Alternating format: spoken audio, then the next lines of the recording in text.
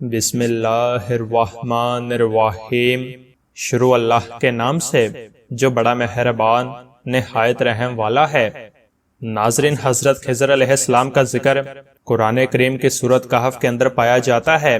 یہ وہی عظیم ہستی ہیں جن سے حضرت موسیٰ علیہ السلام نے ملاقات کی تھی۔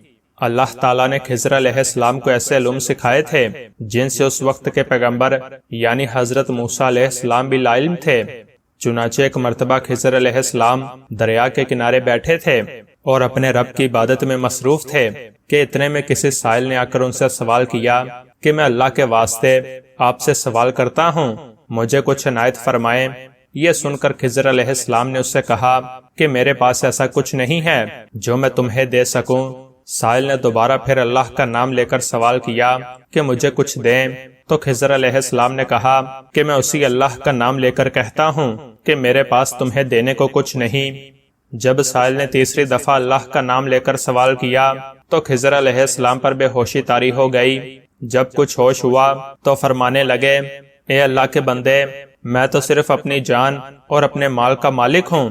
تم نے مجھ سے اللہ کے واسطے سوال کیا ہے، لہٰذا میں اپنی جان اور اپنی ذات تمہارے حوالے کرتا ہوں۔ تم جس طرح چاہو اس کو استعمال میں لاؤ، پھر چاہے بازار میں فروخت کر کے اس کی قیمت سے فائدہ اٹھاؤ۔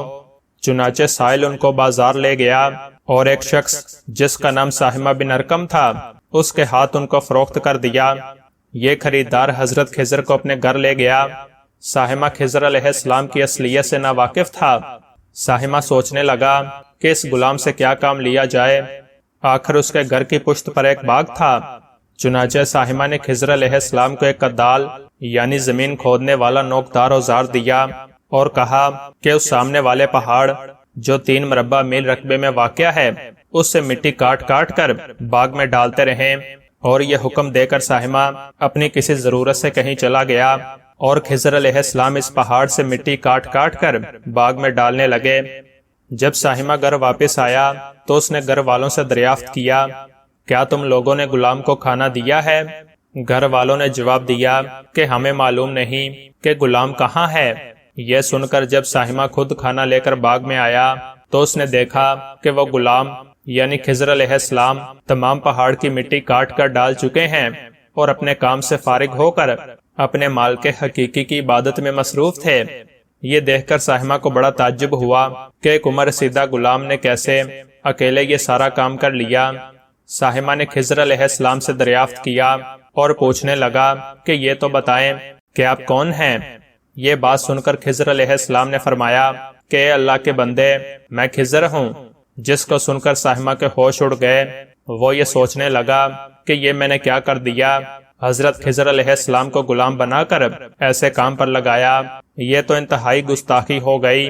اس کے بعد ساہمہ نے توبہ کی اور خضر علیہ السلام کو آزاد کر دیا اور اللہ کی بارگاہ میں عرض کرنے لگا کہ میرے پروردگار، مجھ سے اس کا مواخذہ نہ فرمائیے کیونکہ میں ان کو جانتا نہیں تھا۔ اس کے بعد خضر علیہ السلام نے دعا فرمائی اور سجدہ شکر بجا لائے کہ میرے پروردگار، میں تیرے ہی حق سے غلام بنا اور تیرے ہی حق میں آزاد ہوا، اس پر تیرا شکر گزار ہوں۔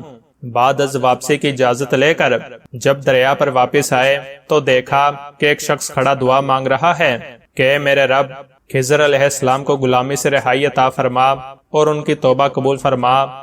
خضر علیہ السلام نے جب یہ دیکھا تو اس شخص سے پوچھا کہ آخر تو کون ہے؟ تو اس شخص نے بتایا کہ میں اللہ کا فرشتہ ہوں اور میرا نام شاذون ہے۔ آپ کون ہیں؟ انہوں نے فرمایا کہ میں خضر ہوں۔ اس کے بعد اس فرشتے نے کہا، اے خضر، تم نے اپنے لیے رہنے کا مکان بنا کر دنیا طلب کی ہے۔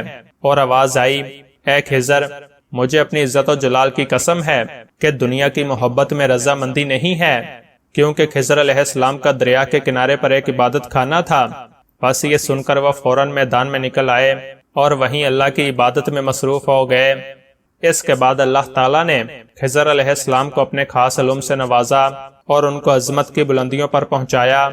خدا کے برگزیدہ بندے اسی حالت میں راضی رہتے ہیں جو اللہ کو منظور ہو۔ بے شک ہماری فلاح بھی اسی میں ہے کہ زندگی کے ہر موڑ پر آنے والے ہر سکھ اور دکھ میں اللہ کی رضا میں راضی رہیں اور اللہ کی چاہت کو سامنے رکھ کر زندگی گزاریں۔